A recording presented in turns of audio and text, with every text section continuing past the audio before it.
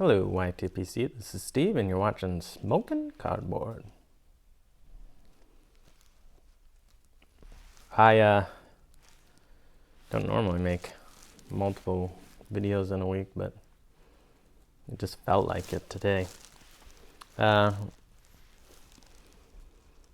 smoking some Wessex Burley slices in my J. Mouton pipe. This sandblast billiard with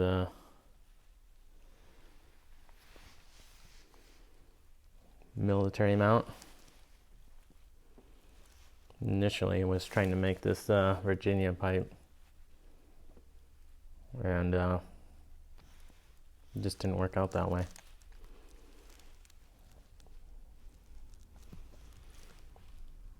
I guess maybe I also thought maybe I don't need a Virginia pipe. So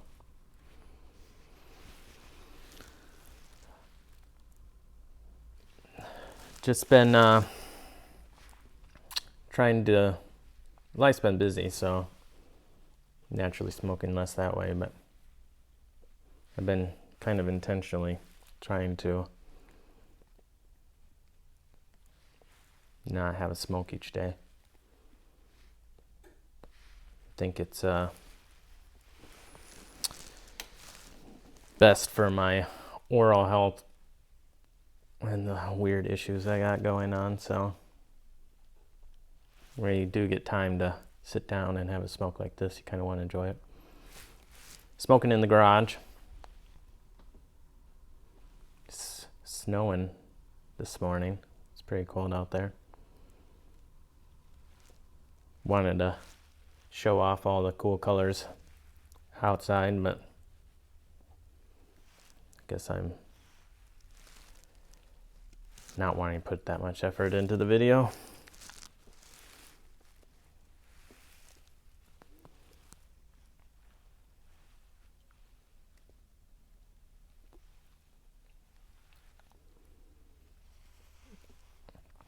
So there is another question, more questions. James Long wanted to know something unexplainable that happened, that's spooky, whatever. I can't remember the exact terms. And I gotta admit that that's just not stuff that happens to me.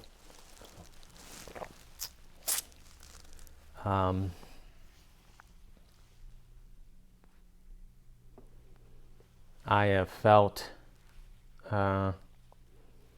feelings that were oppressive.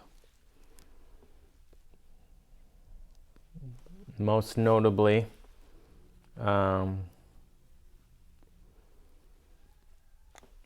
when I was traveling Europe, and I went to a number of countries after I'd studied in Ireland for a semester. But there was one town that it didn't look heebie-jeebie, but it kind of gave me the heebie-jeebies. And that was Berlin, Germany. It felt, this isn't me trying to cast judgment or anything. It just felt spiritually oppressive.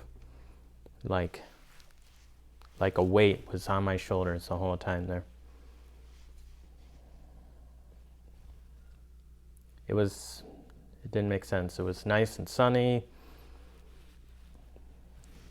Everyone around me was kind and whatever, but man,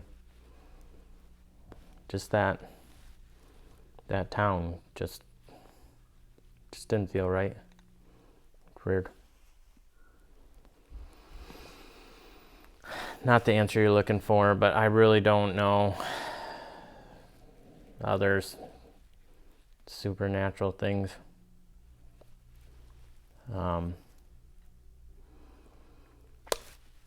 There was one that kind of goes with Chad's question, in over your head. That was kind of interesting. it's not spooky, but at the same time, maybe, and it's not. It's whatever. I'll just tell the story.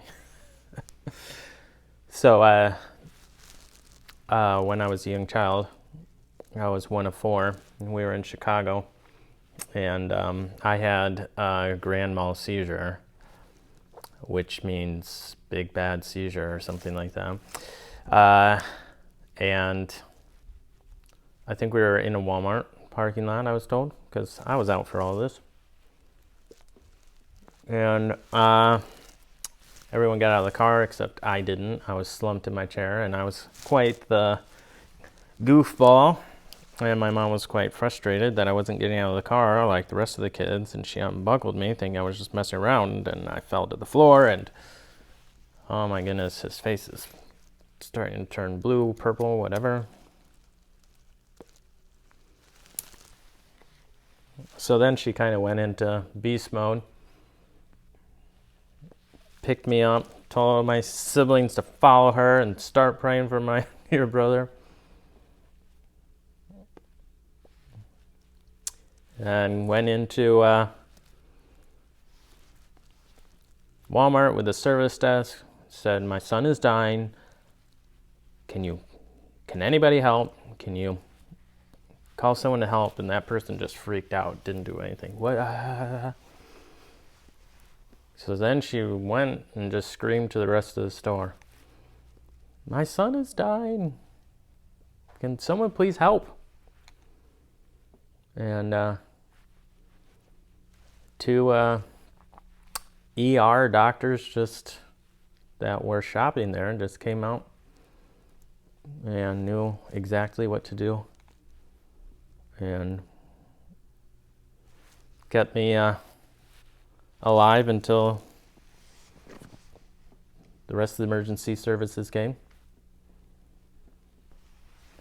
So my mom was a little bit over her head. But she responds pretty well under pressure like that. But the weird part was those two people she had names for, and she mentioned them at the hospital. They didn't know who they were. They looked in the records. They couldn't find those people. They didn't know who they were. The hospital's no idea who those people were that saved me. Times when I was over my head. Told one of them already. There's a past video about me encountering a bear. There's another time, which my wife vetoed, said I cannot tell that story. Another time my wife thought of that I didn't think of, that I would say, yeah, that's pretty in over my head. I'd never gone skiing before. I learned on some small slopes, like just tiny, man-made snow type hill in Minnesota. And then my next time skiing was down like a blue run in the Rocky Mountains, which is just too fast of a change, especially when that other training happened like months ago.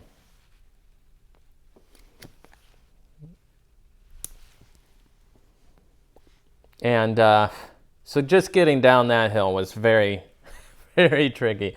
I felt like I was going to die, but I made it down. The very next day, she takes me down a double black chute. I was definitely over my head.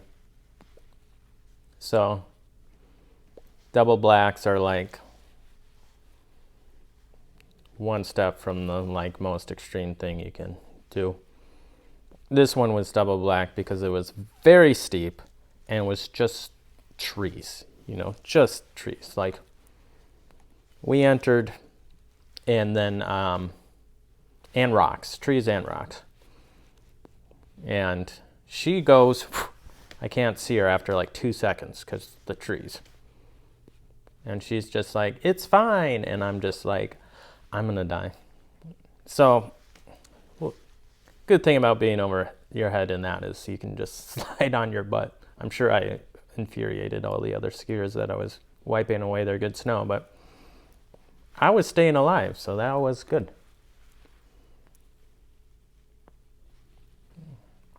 Another time I was way in over my head was playing rugby. I practiced a little bit. Get to the first game, trying to play this, I don't know what I'm doing. I had tackled somebody, did what I was supposed to do, kind of thing.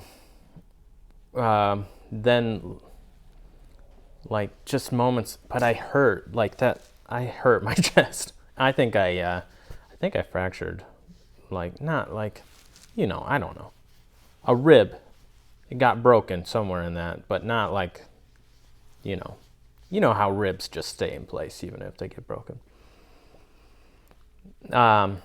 So I was so I was hesitant to the next time I had to tackle someone. And as a result, I was tackling him, but they do the whole scrumming thing on top of you. And I just didn't get out of the way. Like, I was in overhead. I didn't know what to do. I didn't get out of the way. And these big guys are coming in to ruck over this ball. And I'm in the way.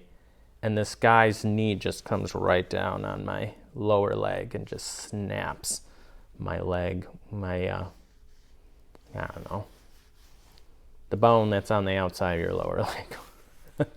And it dislocated my ankle. I was not moving after that. I just laid there, and they're like, you want us to drive you to the hospital? I'm like, no, just call an ambulance. I'm not moving. This is not.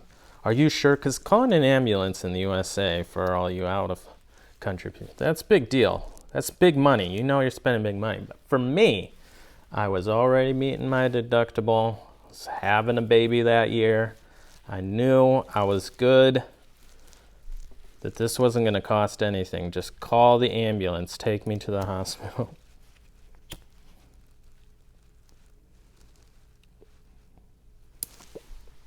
And then the other thing that it reminded me where I was where I had was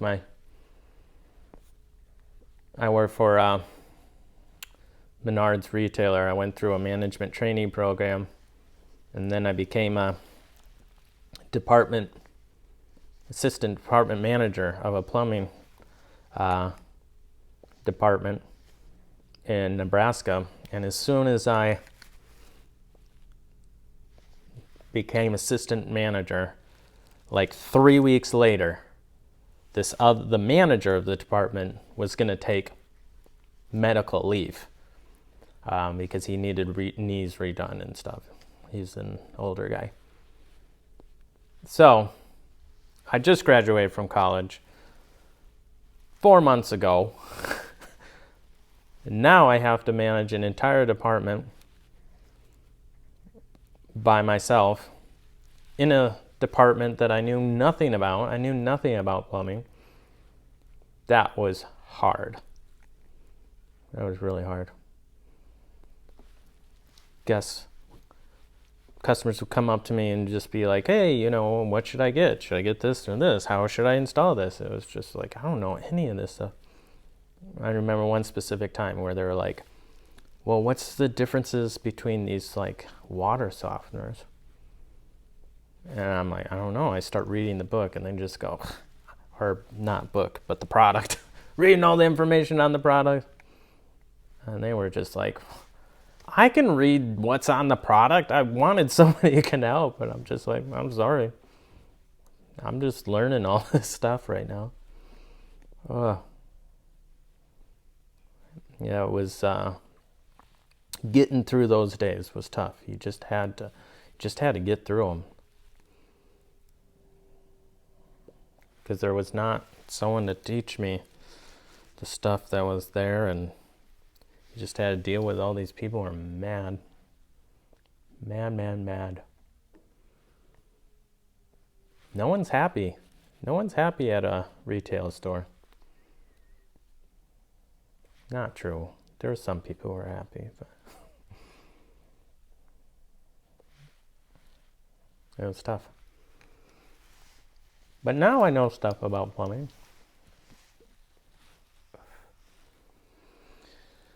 So anyway, this is way too long, I'm sure.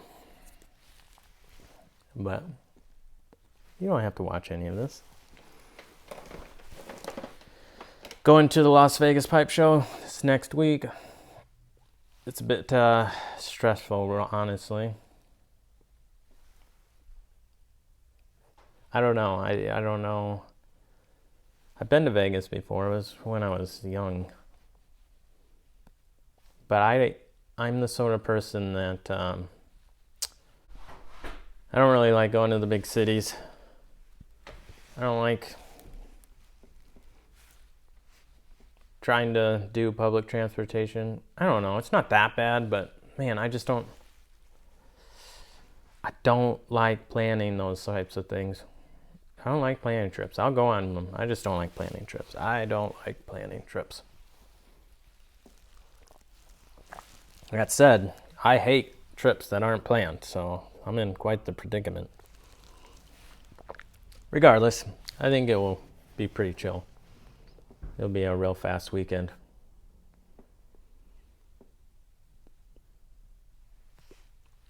I'm flying with just carry-on, so I don't know that I'm not really planning on bringing a bunch of stuff to give away. I know that's kind of the YTPC way, but I just want to see people. Just want to talk. I don't need stuff from you. You don't need stuff from me. Won't even be able to smoke remotely as much as anybody else would be there. Spend most of the day talking. Just gonna have to bring some water, so I'll lose my voice for sure. Man, you just talk. Voice just feels like it's gonna fall out of your throat. And then you get a headache because you've just been talking. And I got like TMJ. Like I'm not so bad lately. But man, all that talking, all that stuff, my jaw will even be just kind of worn out. And I'll have a headache. But it will be great to see everyone. Real great. We'll see how it goes. No promises that I'm going to record any videos. There's a lot of people there, so I'm sure someone's going to do a really good job at that.